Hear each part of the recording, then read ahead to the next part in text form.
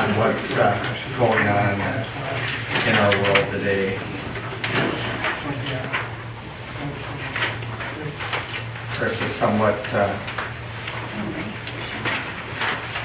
old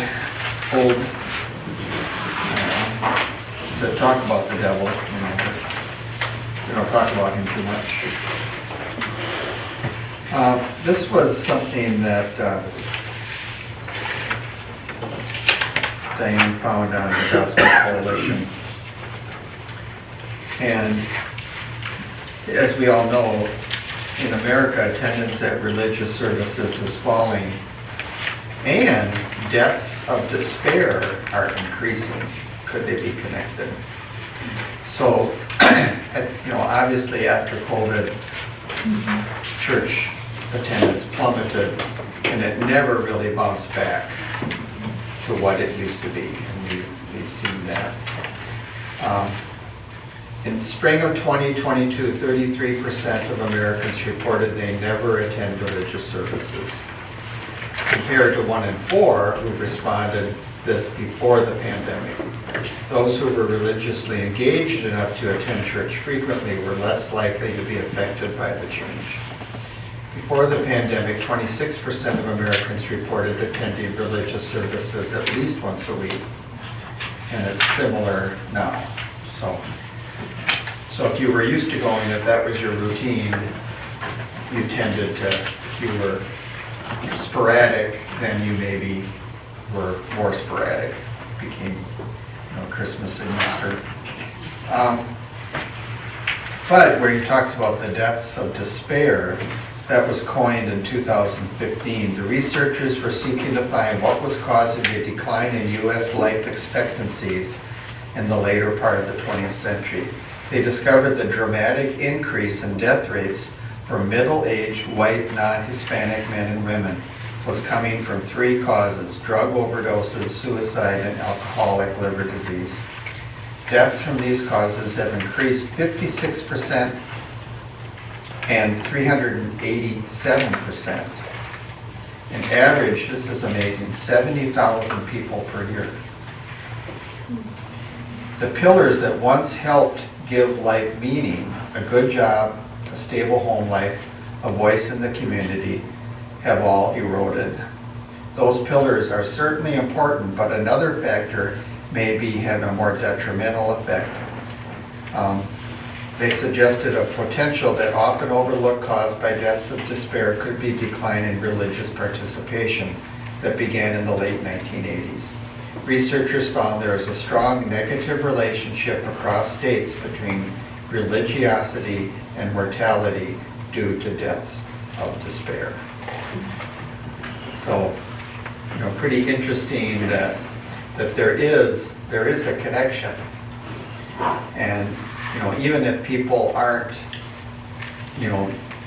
really being changed that much by church, it gives them perhaps some kind of a stability in their lives and a routine that's important. So, any comments on that? I volunteer at the hospital with a lady. It's a Baptist church in Blaine. I don't remember the name of it. They are about a 300 capacity. So they've gone to 2 services, 3 services, 4 services, and now they're filled up again. They have to build a church or something. Wow. It's just exploded, she said. So, Yeah. those things are happening, I guess. Right. Well, mega churches like the Eagle Brooks, they are maintained. I mean, you can debate how much that of a commitment there is of people that go there. That's certainly true. I know Don Mathis described Saturday night at Eagle Brook is a date night for a lot of people. Well, it might be better to actually go to a low commitment church than not go to a high commitment church. Right. Well, yeah. I mean, just people don't want necessarily, they want to check the box. So there's a lot of factors, but I thought this was interesting that they seem to think there is a correlation, and then, I think, and generally speaking, there's a lot of churches that have closed because of COVID. Yeah, we'll never know down the road how much COVID affected life in the world. We know that it's affected life in schools. And we won't, those kids that were at a very impressionable age and a time when they were supposed to be learning a lot, they missed those years. Little third and fourth graders, when they're learning reading and math skills, they weren't getting it at home and on the computer. Especially if their parents just said, well, make sure you work today. Okay.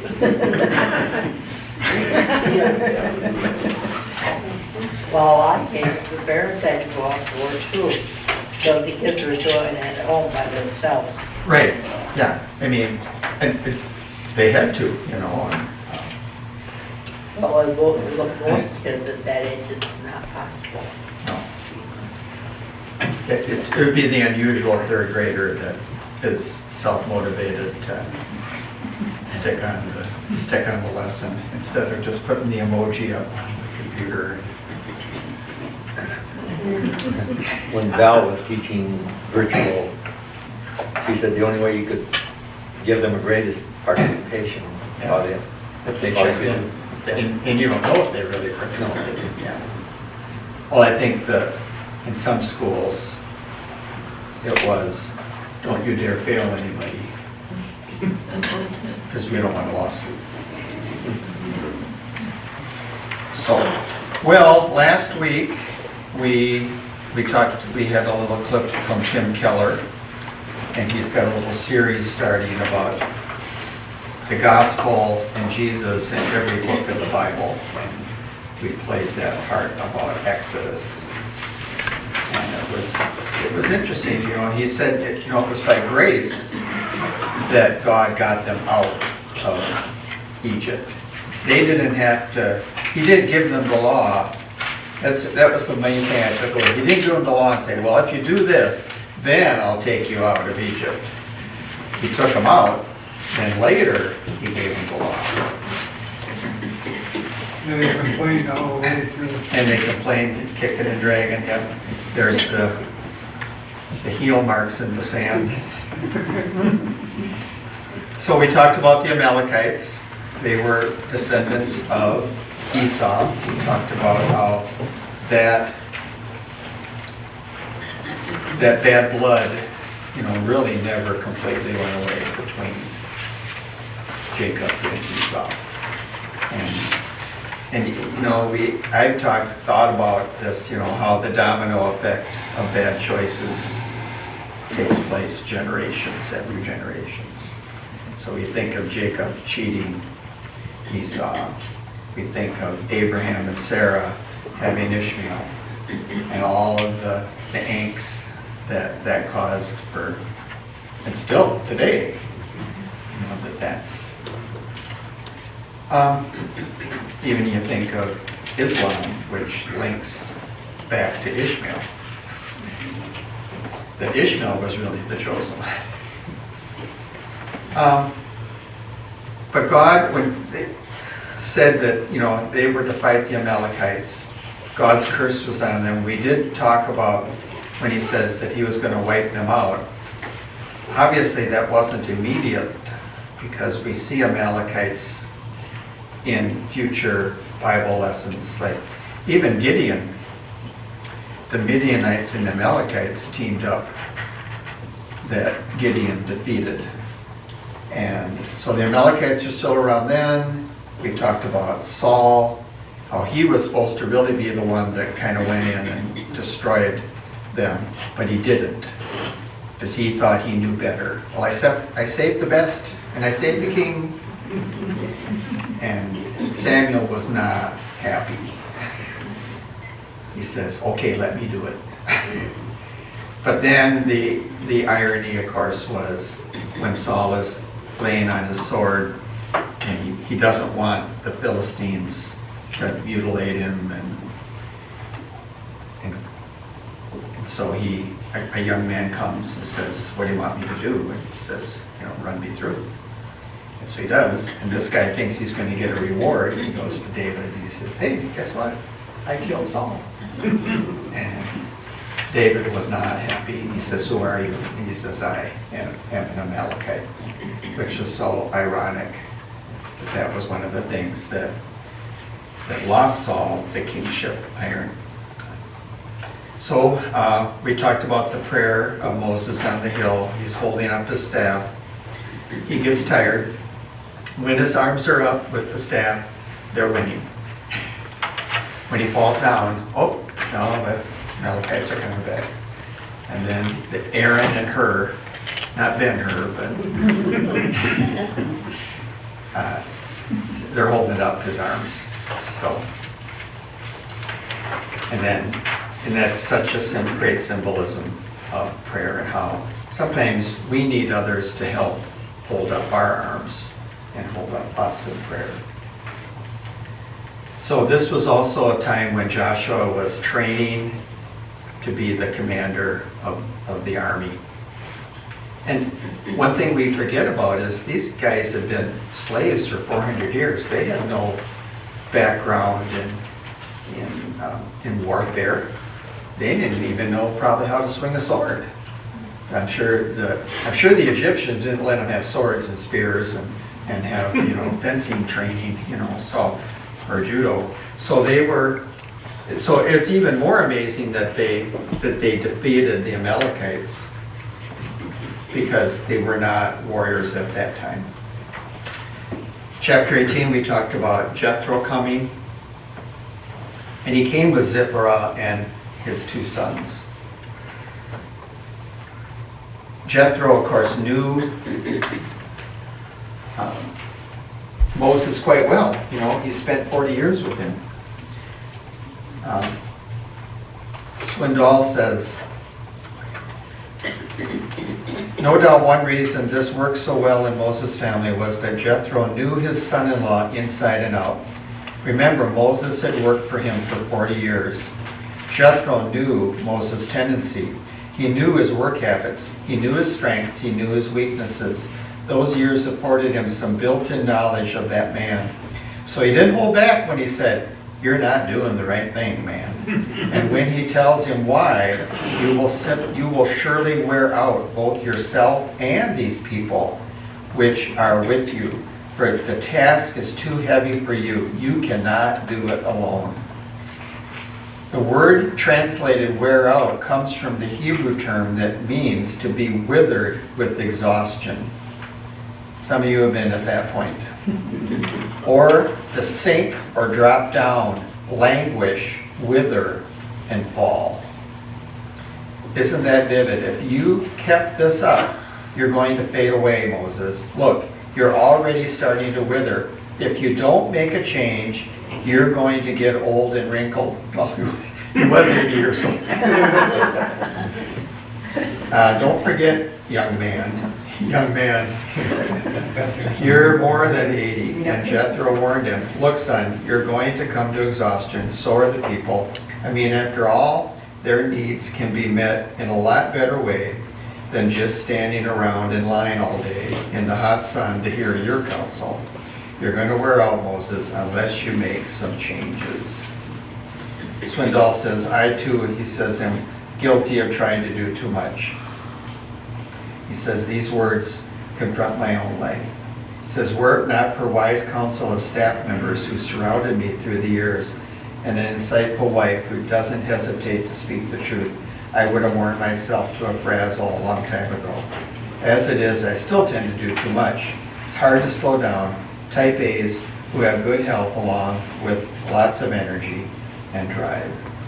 And he said when he first came to Fullerton Free Church, that was one of the things the elders, who were probably wise, they came alongside him and says, if you take this job, these are things that we want you to do. These are your strengths. You're not going to do all these other things. You're not going to be adjusting the thermostat during the service or whatever. And that's really true. That sometimes if But there is this saying too, you know, if you want something done, give it to a busy person. Why? Because they tend to maybe probably, you know, put things, you know, in timelines, and they have a schedule or a routine. They're not, you know, just wasting time. So, any comments on that part? We talked about Moses' sons. We don't hear too much about them. And that's interesting. We did hear about in the book of Judges, we hear about Judges 18, Moses' grandson, Jonathan, who became an apostate priest, which is very sad.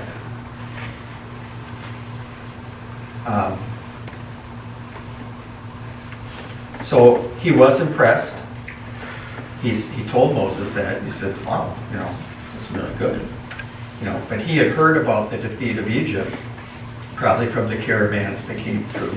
I'm sure that was, you know, the word of the day, you know. I mean, that's a pretty big deal when, and even the people in Jericho, they knew about what had happened. And this is 40 years after the fact. And remember Rahab said, yeah, we heard about you guys. And they were frightened still. So we talked about that there was pros and cons. Some people have said that Jethro's advice was bad because Jethro really wasn't acting perhaps as a mouthpiece of God. We have that diagram on your sheet there from Gothard felt like that wasn't the best plan. But it makes sense to me anyways that there had to be some kind of, you know, mediation for Moses. He couldn't do it all. I mean, you're talking 2 million people.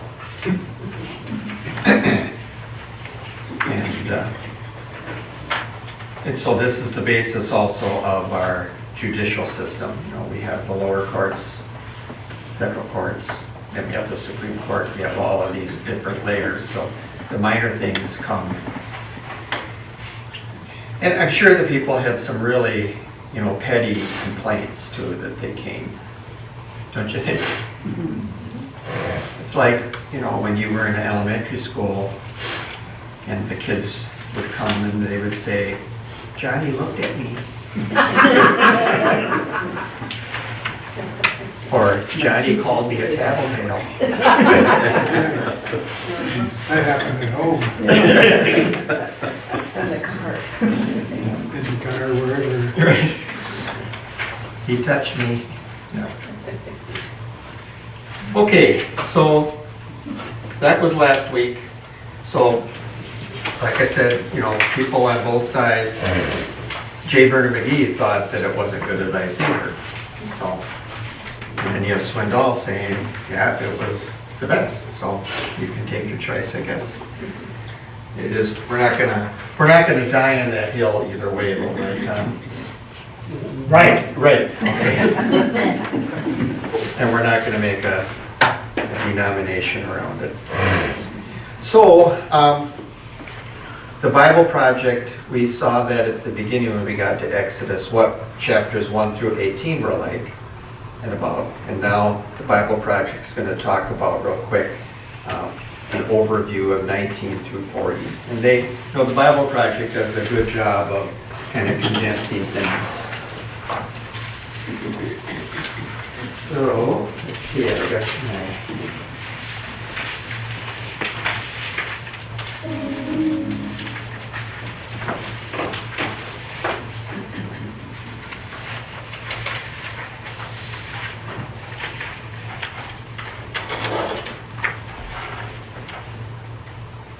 I don't know if the Bible Project is under copyright or not. Okay.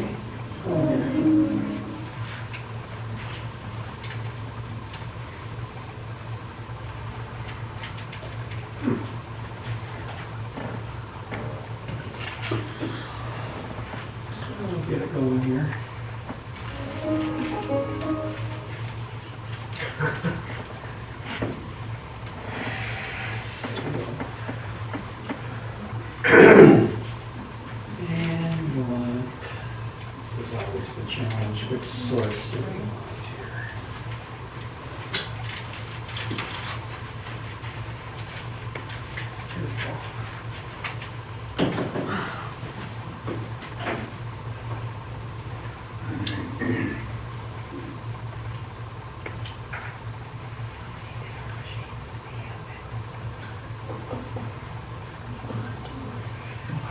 Those are the chapters they're referring to.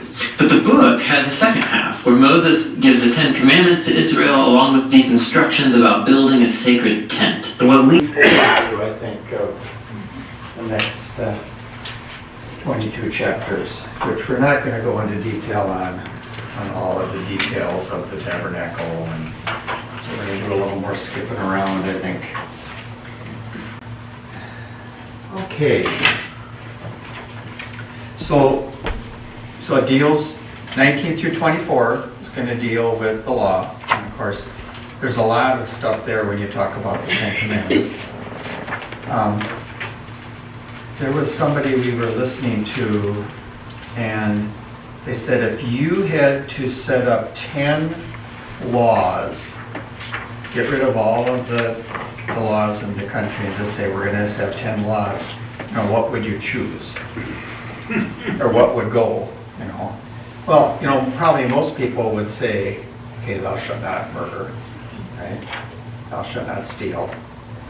But a lot of the other ones now, like thou shalt not commit adultery, well, that's kind of old-fashioned. I don't know.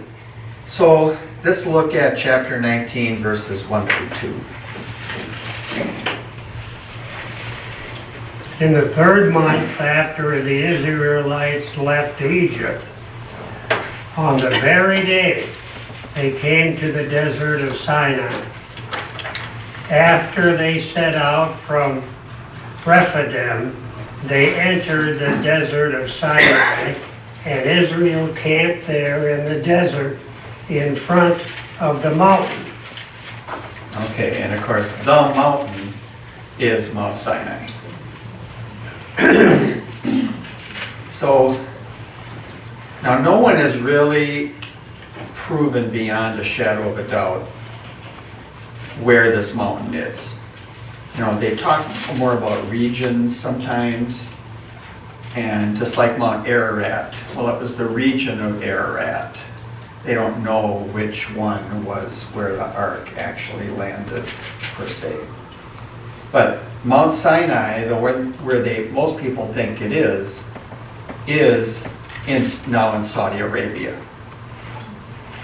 Now, from what I've read, Saudi Arabia isn't real keen about people coming, Christians coming to look for Mount Sinai.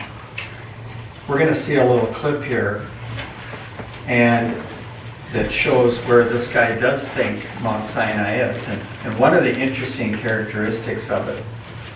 Now, okay, the law was now going to make them righteous, hence the sacrifice system too. So I think it said only about 3 months, right, that had taken place. I mean, this should be, in your memory pretty good about what has happened in Egypt and how God and all the miracles. I mean, all the people are basically still alive. So they should be, really on board, which of course they're not always. We've gone through some periods where they were not on board. Let me show this little video clip of Mount Sinai. It's this archaeologist that has gone there. He was able to get in, he got special permission. I don't think you want to go into some of those countries without permission. No. I think you might end up and not get out. Okay.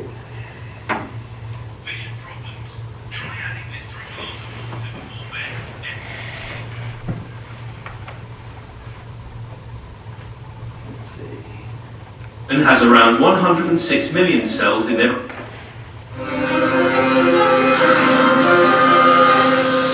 And welcome back to The Watchman. For encouraging information there.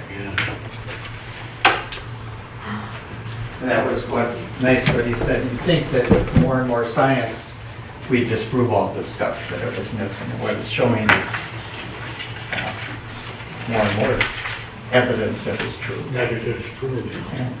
Even the crossing, which you talked about earlier, of the Red Sea, you know, The chariot. those chariot things, and it's pretty hard to explain those away.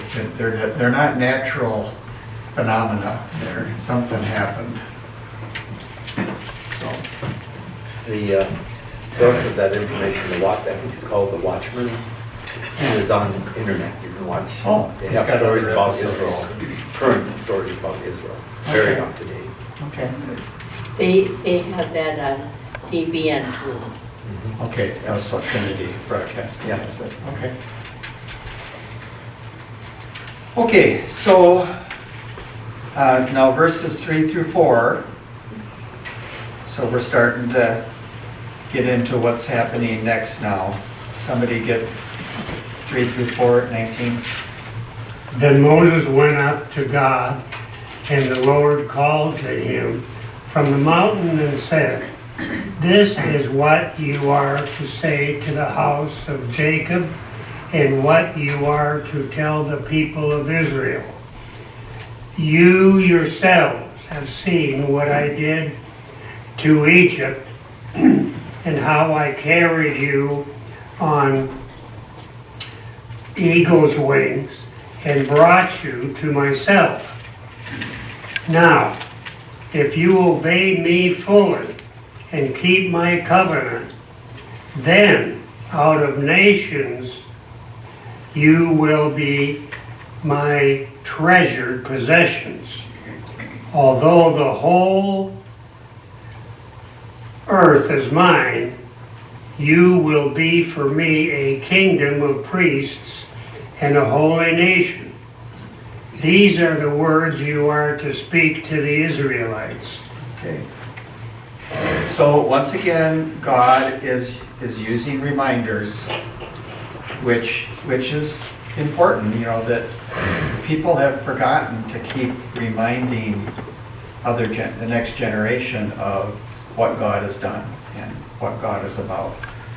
And so God is saying, now Moses, tell them, you know, hey, you know, remember, you know, 3 months ago. And so he hasn't gotten the 10 Commandments yet, but so the eagle analogy, which is interesting. Now it's somewhat debatable whether eagles actually do this. They push them out of the nest, and then if they struggle, to swoop underneath and catch them on their back. It has been apparently observed things like that.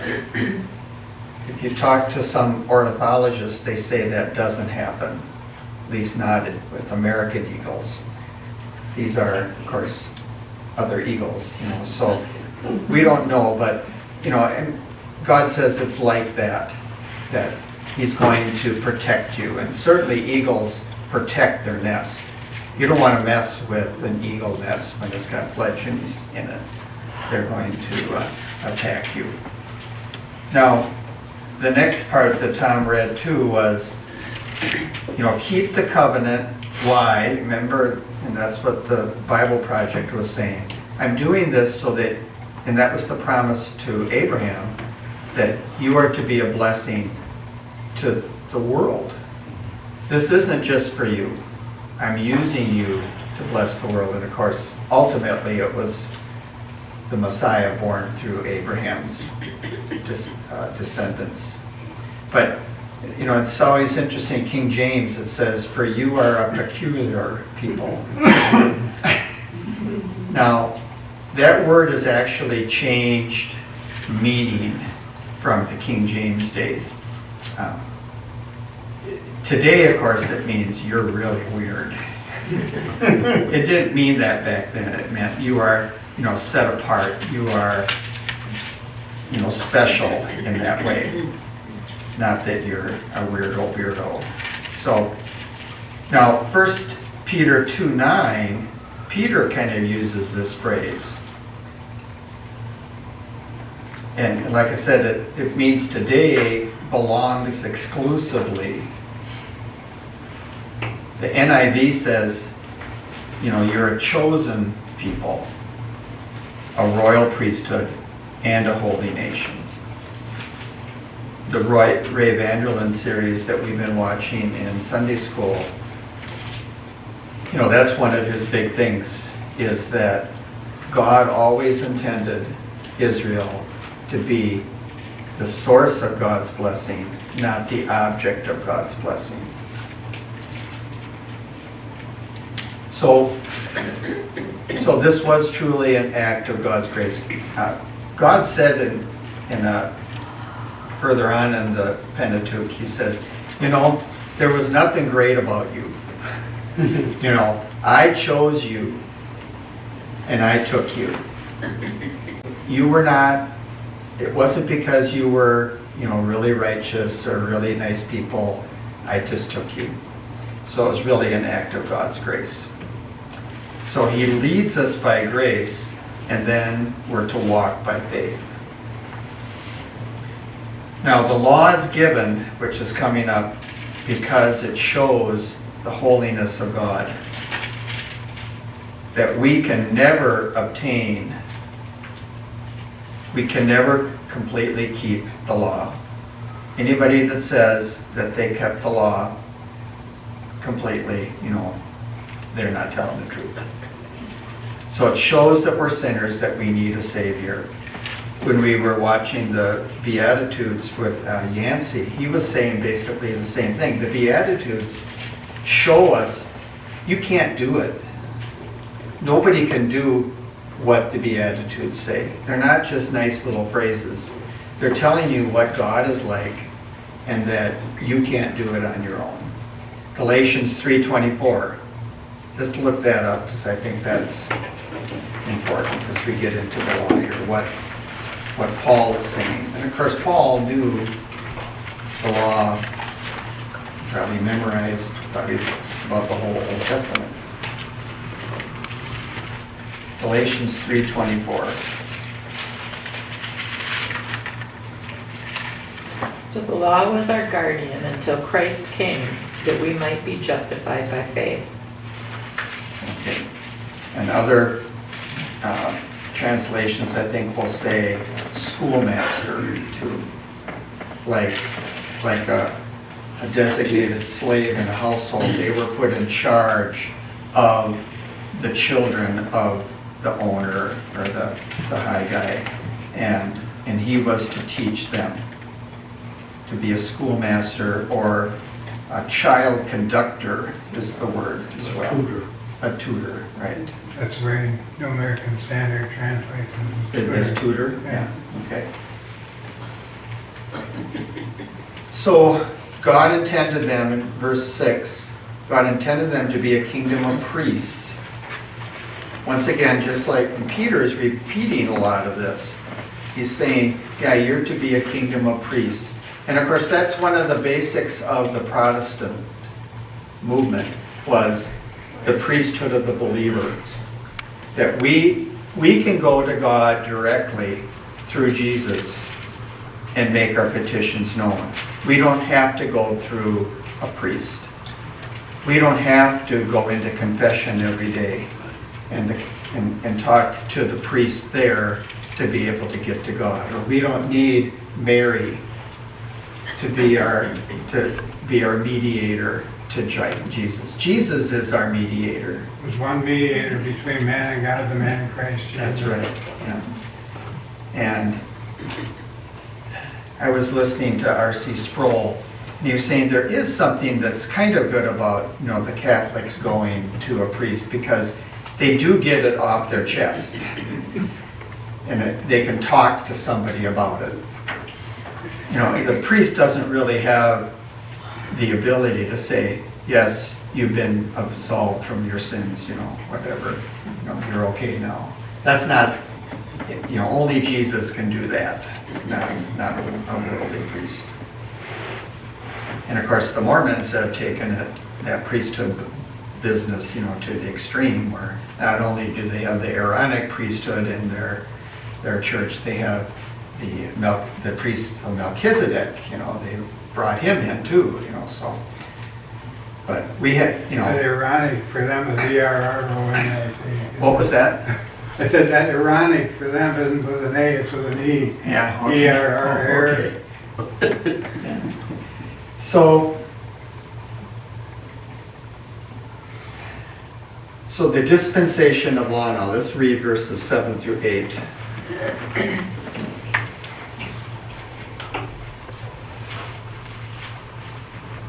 So Moses went back and summoned the elders and the people and set before them all the words the Lord had commanded him to speak.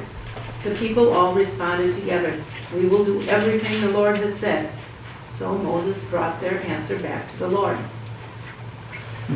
Interesting, isn't it?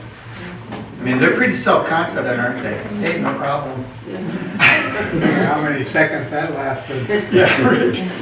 Yeah, with their next thought, you know. And so the dispensation of the law now had begun with the bringing of the Ten Commandments. And it lasted until Calvary.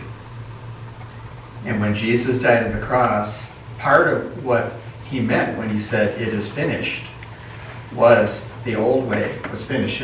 And what happened in the temple when he said it was finished? Curtain was ripped. The curtain was ripped. The Holy of Holies was opened up.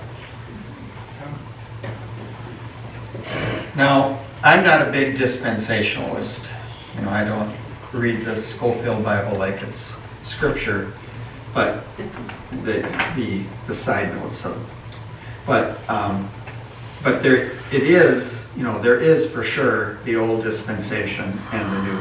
You know, if you want to make a bunch of other dispensations, the church age, the apostolic age, you know, therefore there's no more miracles, you know, and things like that. I don't go along with all of that, but there is there was the pre-flood dispensation and all of that. So what I wanted to show here was what we're going to be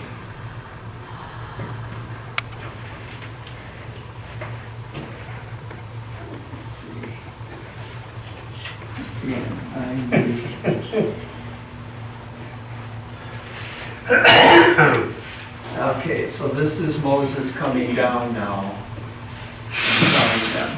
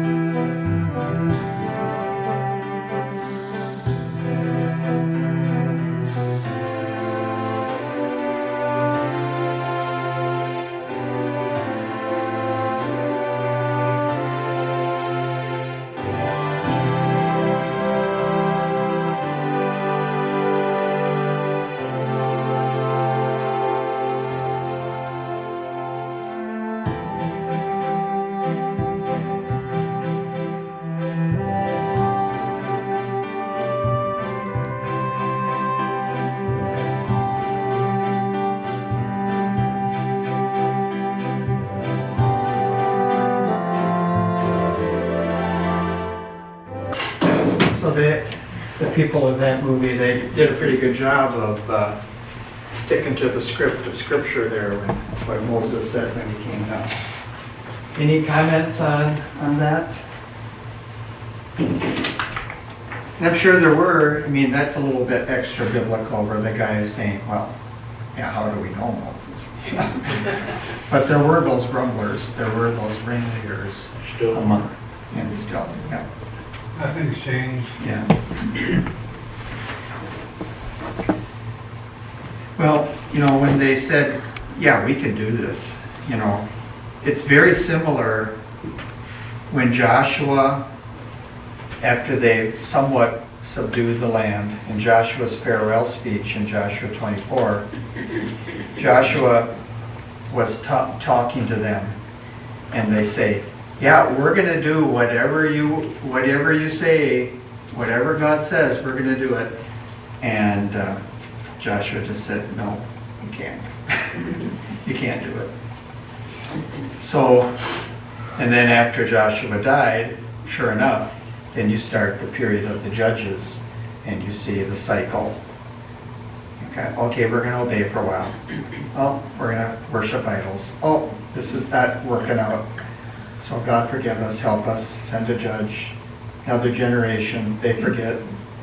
And that's what it said after Joshua died. It said, the people stayed faithful to God as long as those original guys were still around, those original leaders. Once they were gone. Now, that tells you a little bit that maybe those original leaders didn't train up and disciple younger men to take their place. I don't know. One of the first judges, though, which is interesting, was Othniel, and he was the nephew of Caleb.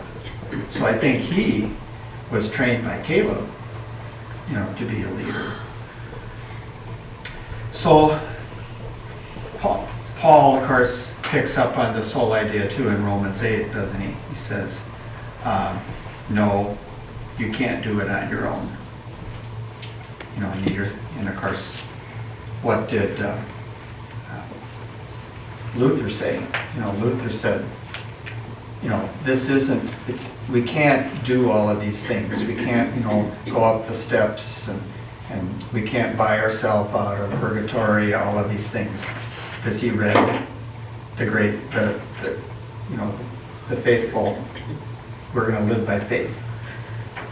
The just shall live by faith, not by works. I was listening to something that, you know, Luther really had a lot of issues, though. Some said he was kind of insane, almost. He was a little bit off the wall at times. But he had that right, didn't he, though? The just shall live by faith. So what does God say that we do with our old nature if you can't do it? You take it to church, go to listen to more sermons, go to Sunday school, you know, read the Bible through. No. God says, no, the old man has to die. We're crucified with Christ. Nevertheless, we get. You know, there was a prosperity gospel preacher. I think I showed a clip of it once in Sunday school. And he was saying he had not sinned in 10 years. And he was preaching that from the pulpit. So he was saying, yeah, it's possible. No. I had an uncle who was a self-appointed Pentecostal preacher, and he didn't sin. He made some mistakes. Well, there are some Pentecostal holiness which says you can reach perfection. You know, I don't think anybody interviewed his wife afterwards. Wait a minute, you know, well, actually, maybe he was single, I don't know. Did he get hit with lightning in the pulpit? Well, probably should have. If they say they don't sin, they just did. That's right. That's a lie. Yeah, that's what the Epistle of John says, isn't it? Anyone who says they have no sin are liars, and the truth is not in them. It's at least pride, and that's a sin. Yeah. Yeah, at least it was Bryan, right? In Philip Yancey's book about growing up, he tells about his mother. And his mother made that same comment, she had never sinned. And the people in their church, that's the person they saw. But the boys growing up, Philip and his brother, they saw an entirely different person who was just awful. And they knew that she sinned a lot. Now, you can't hide it in a family. Yeah, I think Yancey too, his dad died when he was like 1 year old. Yeah, he never knew his dad. That was a whole nother issue. Yeah. Very interesting. And their church being very racist as well. Now, that's just a small fraction of the whole Yeah, story. Right, yeah. So, it's, well, I think we'll close with that then. So we'll finish off chapter 19, and we'll start in chapter 20 where we start going through the 10 Commandments. So the kids in children's church, they're supposed to be memorizing the 10 Commandments. And the books of the Bible, so we should.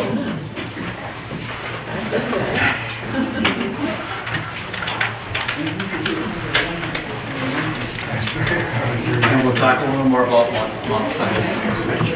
So, thank you for coming, and